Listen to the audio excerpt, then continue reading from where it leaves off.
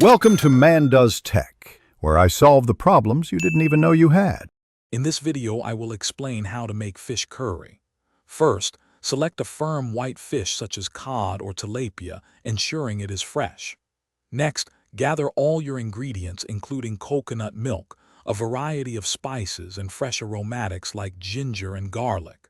Finally, clean your fish thoroughly and cut it into uniform pieces about 1.5 inches each, ready for cooking.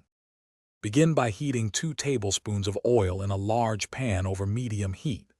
Add finely chopped onions, garlic, and ginger, sautéing them until they become translucent and fragrant, which usually takes about 3 to 5 minutes.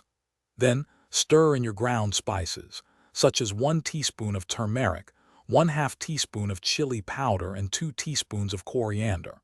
Cook these for 1 to 2 minutes, stirring constantly to toast them and release their full flavor.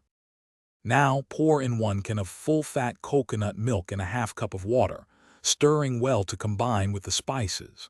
Bring the mixture to a gentle simmer, allowing the flavors to meld together for about 5 minutes.